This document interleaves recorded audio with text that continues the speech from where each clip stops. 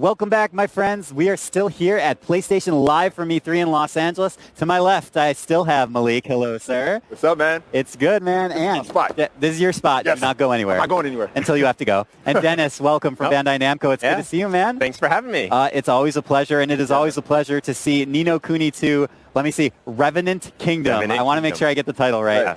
Which was just recently revealed November 10th? November 10th, 2017. November 10th, coming this year to PS4. So, Dennis, first of all, well, we can just jump right into the demo, so we'll get that rolling. But tell me a little bit about what Ni no Kuni 2 is all about. Yeah, so Ni no Kuni 2, Revenant Kingdom, it follows the story of a young boy, Evan, who he ends up being the king of Ding Dong Dell before he was ready to do so. So his father was killed, or he passed, and then he had to take the throne, but he wasn't quite ready for that yet, so he's not quite confident enough. He doesn't have the leadership, like the skills and the abilities yet, and so his subjects weren't really ready for him for that, so they staged a coup. So at that time, Evan is not so much exiled, but he's chased out of his kingdom, then he has to go on his journey to learn how to become a leader, how to gain the right to be a king, and then build a kingdom. So we will probably get this demo going soon. So, oh, there it is. Perfect. I feel like there's always a parental influence in these games, because I remember with Oliver, it was his mother, right? Yeah. Yeah. I love that, though. And that's really heavy, right? Because we're talking about, death in the family. We're talking about, like, the throne and ascendancy. And, I mean, these are heavy subjects, even though this game has such a beautiful, colorful aesthetic. And very lighthearted feel. It's still, there's at the core, it's a very emotional story, right? I mean, that must be important to the Level 5 team to tell those stories. It is. The storytelling is one of the key things that Level 5 really wanted to make sure they create for their role-playing games that they do. So taking a cue from their partnership with different people that collaborated on the games, on the original Ni no Kuni and on Revenant Kingdom, it really goes into working with people who have worked on just great animated masterpieces like Studio Ghibli films. Right. So because of that, that kind of coming-of-age story that really translates through, young kids, parents, adults, everyone can kind of relate to it. There's kind of those threads that go through both the original Ni no Kuni and Ni no Kuni 2 as well. So now we got the demo going already. I mean, easily gorgeous game. Yes. So thank you for pushing the PlayStation 4 forward into the future. Yes. But yeah, tell me a little bit about this demo, because this is kind of new footage that we're seeing here. Exactly. So for this demo, so E3 is the first time we're actually doing hands-on of Ni no Kuni 2, which is great. For this demo, at this point in the game, Evan has to pass a trial of courage in order to earn the right to become a leader of a kingdom. And so this is the trial he's going to face. And so he's going to have to battle a really big gorilla. His name is Thog, and you're going to see him in here in a second. And so one of the things, so you will have to battle him to pass this trial. But one thing you're going to notice when you see this footage is that the battle system has been completely reimagined.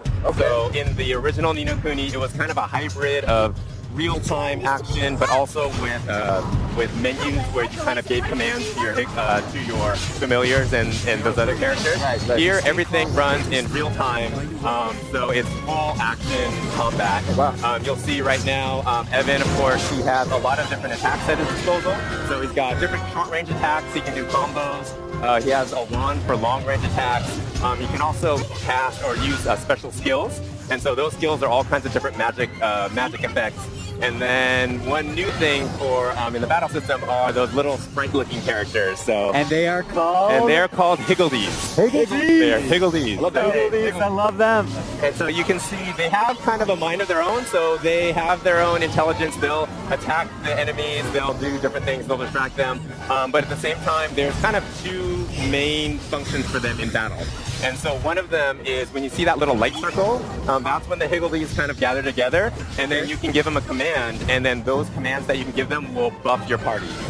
They will either increase your defense, increase your attack, Sometimes they'll heal you. The fire ones, so the little orange-red ones, they'll put up a fire shield that will block most, or if not all, fire damage.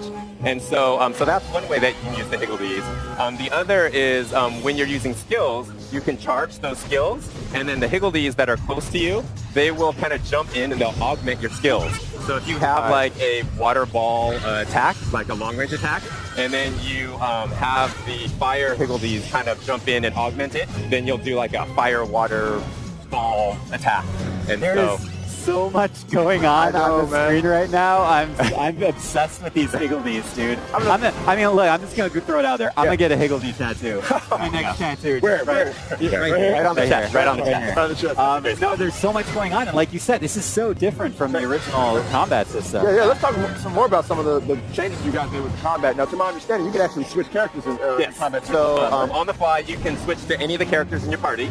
And so in the E3 demo, we locked it out, but like for this battle, you'll be able to switch between Evan, and in his party there's Roland and Kuni. So you can switch on the fly. They all have slight variations of their strengths and skills, and so you can definitely use the different characters that you want to use to battle the different bosses. Nice. Some of the fun little nuanced things as well is so all kind of real-time combat systems for role-playing games. You can block, of course, you can guard, but then one thing that they incorporated was also it has a just guard feature. That's not the official name, but that's what I'm calling it. So very much like in fighting games, in some fighting games, if you kind of tap that block, or you tap block, at the right time, you can basically do a parry. Here it's not a parry, but you can basically negate damage if you do that, and you get kind of a nice to show up. So there's lots of little nuances that they did to kind of incorporate the skill of the player while you're in battle, without breaking the whole kind of leveling up system as well, because the action RPG's combat is really tough because you need the leveling and you need the progression of your characters to grow stronger as you play through. But then if you have control of your characters in like real-time combat, then a lot of times what you're doing doesn't really have a big effect on the outcome of the battles. It's usually okay, well, I'm strong enough, I'm leveled high enough, so I can spam attacks and just make my way through. So there's lots of little nuances that Level 5 took from adventure games and even some fighting games where they worked that into the combat system. That is excellent. So here against Dog, so he's got him about 3/4 defeated right now. I think we got this in the bag. He's got it. And what's really fun is when you see like the bosses and all the enemies, all their animations and all the character that they have, it's so great because there's all these little details that you don't even notice. Like there's times where he'll kind of stop, he'll kind of scratch his head, and things that are not really necessary for the actual combat, but they're just fun little animations that help give character to not just your characters, but also to the bosses and the enemies and the Higgledies and everybody. I almost don't even want to beat this boss. He's kind of cute in his own gorilla-like way. I mean, let's be honest. I know you guys get asked this question a lot, but if someone didn't get to the first Ni no Kuni, can you just jump into this one and play? Yes, you can jump right in. The characters and the story are completely different, so it doesn't tie to the first Ni no Kuni at all. Again, Level 5, they wanted to make sure that new fans and old fans could enjoy Ni no Kuni 2. So the story, the characters, even the world itself is different than the original, so you don't have to have played that first game in order to enjoy Ni no Kuni 2. All right, excellent, good. Is there a large assortment of the Higgledies? So there are. So we haven't unveiled all of them yet. Okay. And so there are quite a few, but what we have shown so far, so a lot of the Higgledies are based on different elements. Elements. So you have fire ones, wind ones, water ones, and there's also kind of it's kind of Earth, but I don't think we're calling it Earth. It's kind of a non-elemental Higgledy. So those are the ones we've announced so far. And then there are more. And then what's also fun is there are both the Higgledies, and I believe they're called Higgledy Piggledies. For the normal guys. Are you joking? And then there are Higgledy Heroes. And so the Higgledy Heroes are kind of you could almost call them the leader of each type of Higgledies, and those are the ones that travel along with Evan as he goes on his adventure. And the other ones kind of pop up, and they're almost like the minions of the Higgledy hero, so for each element. Right. See, My spirit feels rejuvenated after listening about Higgledies. After that Detroit demo from earlier today, I was so stressed out. Now we're back. Now it's all like, it's all light and breezy now. Were you about to, sorry. I was going to ask about the familiar, because you guys haven't forgotten about them. So we haven't forgotten about them, but the familiars are not in Ni no Kuni 2, unfortunately. Okay. So they've been not replaced, but some of the new game systems that Level 5 wanted to put into Ni no Kuni 2. One of those systems is the Higgledy system. Right. And so we'll unveil even more details about that. Like we've shown the combat, we've shown, I believe, in the first time we showed the first time we showed the game, we showed how, like, when you're going through dungeon areas, how they can help you traverse into different spots. Right. But then there was that. But then also one new thing we're unveiling for E3 is the kingdom system. So the kingdom system, we're not giving all the details about that yet. So we're going to unveil that slowly as we get closer to launch. Dennis. I want to know everything right now. But with that kingdom, so in the story, Evan, if I kind of go through, so what we've unveiled so far is, of course, Evan gets, kind of pushed out of Ding Dong Dell. Malsinger, who's that kind of rodent rat-looking character that kind of led that coup in the original trailer. So he basically took over Ding Dong Dell as king. So Evan now has no kingdom to rule over. And so, of course, first he has to earn the right to become a leader of a kingdom again. But then after that, he ends up having to build a kingdom.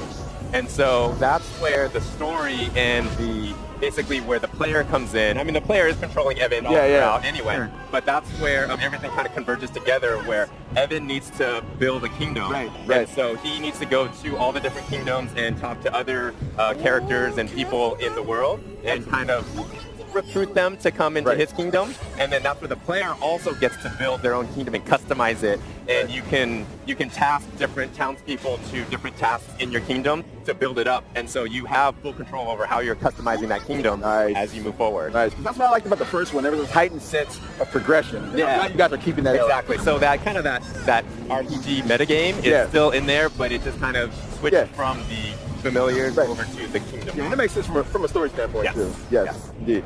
Dennis, I'm so glad you came on to show us Ni no Kuni 2, so thank you so much. And thank you, Malik. And Dennis, parting words from the PlayStation community before we leave. What do you think? So, I mean, Ni no Kuni 2, Revenant Kingdom, we're so proud to be bringing this game to fans, finally this holiday season. And, the game itself, like I mentioned earlier, I mean, it's a coming of age tale, and it really seamlessly kind of blends the sensibilities from from theatrical, animated movies and role-playing games, and it merges them together into this kind of art form that becomes Ni no Kuni 2 Revenant Kingdom. And so, definitely when it comes out November 10th, 2017, PlayStation 4, definitely check it out because it's such a great game. Perfect ending. Dennis, thank you so much. Thank you, Malik, and thank you for watching at home. We appreciate you being here, PlayStation Live from E3. We have so much more to come. We're actually going to be looking at Spider-Man in just a little bit. You may have heard of it. So, again, thank you guys for watching. Don't go anywhere. Stay with us.